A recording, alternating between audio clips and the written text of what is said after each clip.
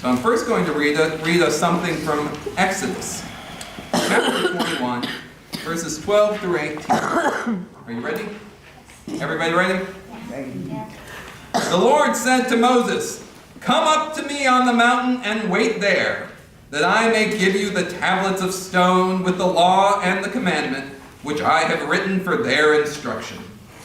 So Moses rose with his assistant Joshua, and Moses went up into the mountain of God, and he said to the elders, "Wait here for us until we return to you. And behold, Aaron and Hur are with you. Whoever has a dispute, let him go to them." Then Moses went up to the mountain, and the cloud covered the mountain. The glory of the Lord dwelt on Mount Sinai, and the cloud covered it 6 days. 6 days. And on the 7th day he called to Moses out of the midst of the cloud. Now the appearance of the glory of the Lord was like a devouring fire on the top of the mountain in the sight of the people of Israel. Moses entered the cloud and went up the mountain. And Moses was on the mountain 40 days and 40 nights. Moses went up the mountain. Moses went up the mountain. Moses went up the mountain. And his face shone with the glory of God. So why did Moses go up the mountain? To hear God, to get the stones, to get the tablets. What were on those tablets, do we think? Do we know? 10 Commandments. 10 Commandments. Yes. Anything else? No? The laws of God. Yes. So Moses went up the mountain to get the tablets and the law of God. Now, is the law a good thing? Yeah. Yeah, the law is a good thing. Why?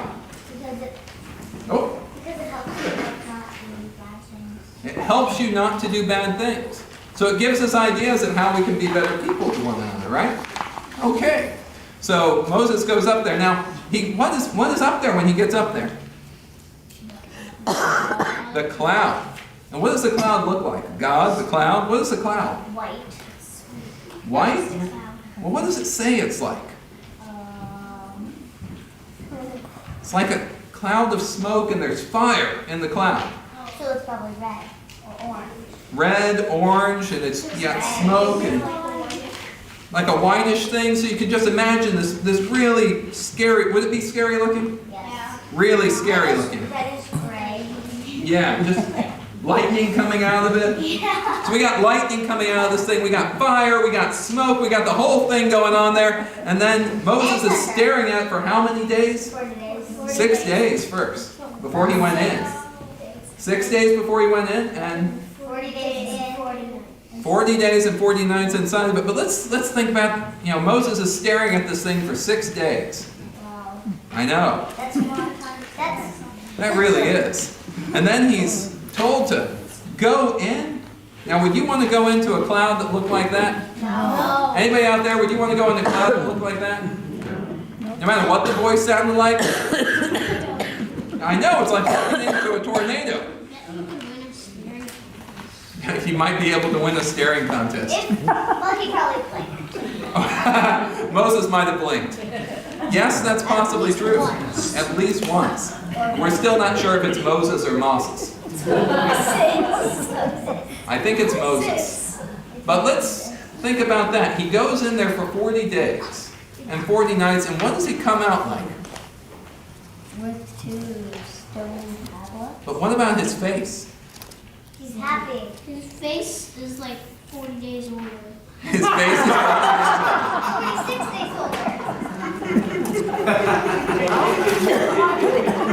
His face is 40 days old. And what happens when we do 40 days of sitting in a cloud of fire and smoke and lightning and everything else? It gets hot. It gets dirty. Might get dirty, but in this case it was shining. It was shining like nothing anyone had seen before. It was the shiniest face they'd ever seen. Yeah. And so, yeah, it was just bright. Can you imagine? It was blinding him. It was blinding everyone that was looking at him. Moses comes out and everybody's going, oh, wow, that's a really bright face you got there. Have you ever seen anyone with a bright face? There we are. We're making bright faces. Everybody, bright face? Cheese. Yeah, we all know how to make a bright face. And what does a bright face mean for us?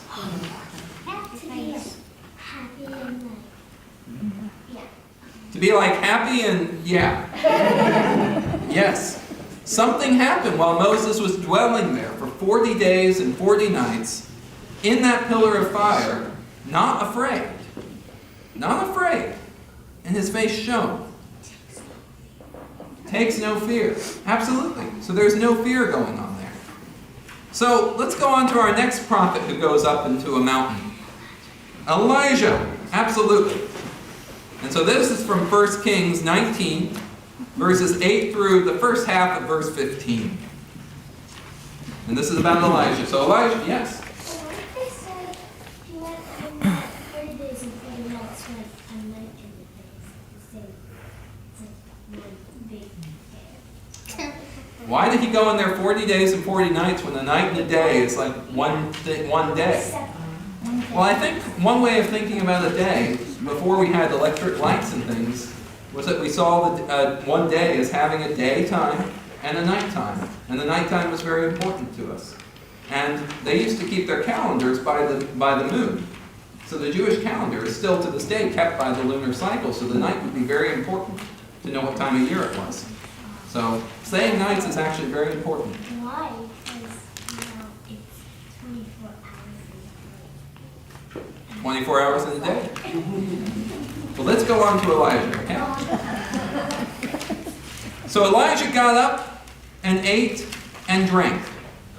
Then he went in the strength of that food 40 days and 40 nights, we see a theme here, to Horeb and the Mount of God. At that place he came to a cave and spent the night there. Then the word of the Lord came to him, saying, "What are you doing here, Elijah?" He answered, "I have been very zealous for the Lord, the God of hosts. For the Israelites have forsaken your covenant, thrown down your altars, and killed your prophets. I know, with the sword. I know. I alone am left, and they are seeking my life to take it away." So he's afraid, isn't he? He said, "Go out and stand on the mountain before the Lord, for the Lord is about to pass by." Oh, okay.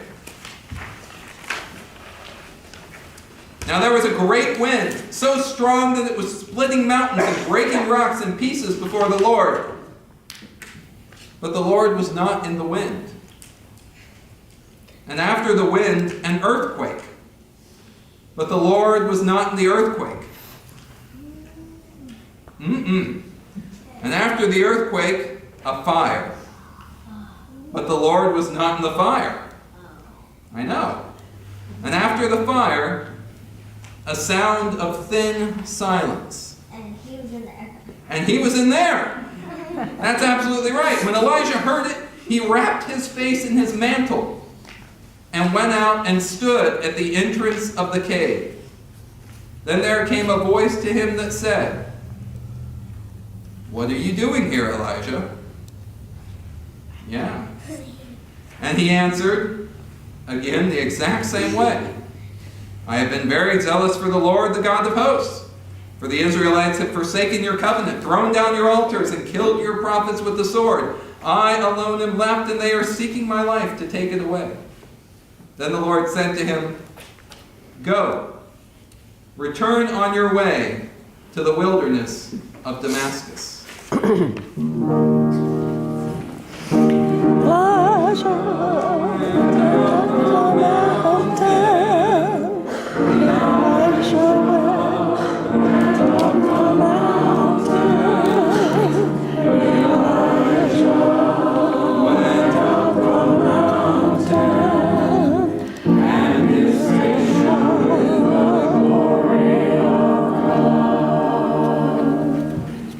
Okay, so Elijah was a prophet.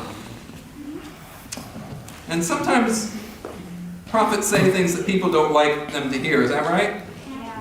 Yeah? So what kind of things do you think Elijah might have been saying? Well, he was talking about God. And particularly, maybe he wasn't talking about bad things about God, but they felt they were bad. Absolutely. So here he was, and the king, whose name was Ahab, had a wife who worshipped power and prestige. That's what she really worshipped. She worshipped an idol called Baal. And Baal represented power and prestige and might and strength. And Elijah told her what? What do you think Elijah told her? He's not the real God. He told her to stop.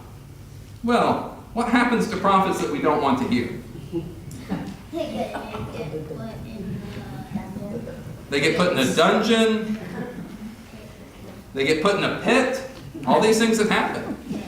They get killed. They get chased away. They get put with lions. With lions. We got Daniel. Yeah.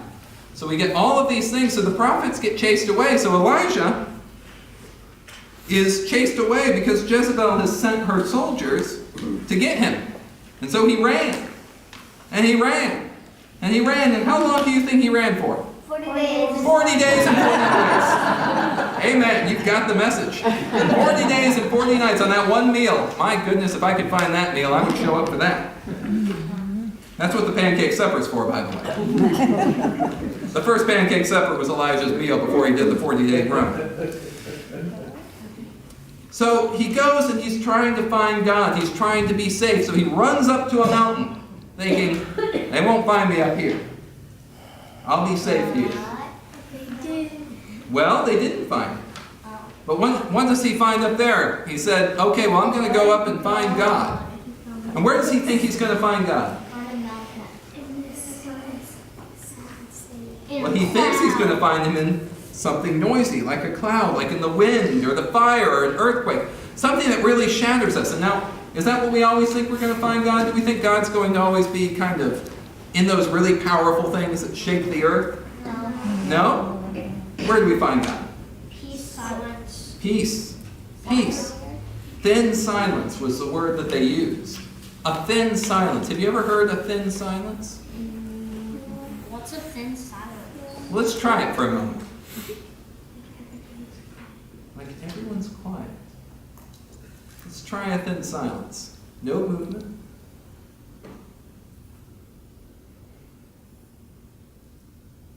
And can you imagine, in that kind of a silence, that you hear a whisper? And so you've been up there 6 days, after 40 days of running, and you hear a whisper. It reaches out to you. And you've been hearing loud noises. You've seen mountains shake apart. You've seen fires, but you know God's not in those. And then, in something as ordinary as quiet. Yeah, why are you here? And where does God tell Elijah to go? Back. Back. It's kind of like, Elijah, don't be afraid. Go back. Damascus is where he says. He says, go back to Damascus. Go into the wilderness. Go into a place that you're scared of. Don't worry. Why does God say, don't worry? Because he's with him. Because God is with Elijah. Yeah. God says, go into it. Have you ever heard in a thin silence, perhaps, what you thought was a whisper, or have you ever felt reassured? Anyone? Let's look at the hands. Look at all those hands. Look at all of those hands. Yeah. We know. So,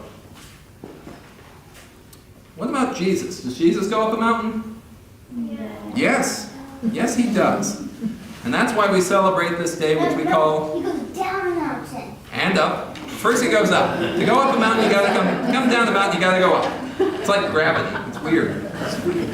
So, let's read the good news according to St. Matthew, chapter 17, verses 1 through 9. And after 6 days, Jesus took with him Peter and James and John his brother, and led them up a high mountain apart. And he was transfigured before them. Transfigured, what does that mean? We don't know. Changed. He was changed. Something changed. And his face shone like the sun, and his garments became white as light. And behold, there appeared to them Moses and Elijah. Hey, we just talked about them. Talking with him. And Peter said to Jesus, Lord, it is well that we are here. If you wish, I will make 3 booths here. One for you, one for Moses, and one for Elijah. You think they wanted to have buildings? No. No, didn't seem like it. He was still speaking when, lo, a bright cloud overshadowed them, and a voice from the cloud said, This is my beloved Son, with whom I am well pleased. Listen to him. When the disciples heard this, what do you think they did? Bowed. They bowed. They fell on their face with awe. But Jesus came and touched them, saying, Rise and have no fear. And when they lifted up their eyes, they saw no one but Jesus only. And as they were coming down the mountain, Jesus commanded them, Tell no one the vision, until the Son of Man is raised from the dead.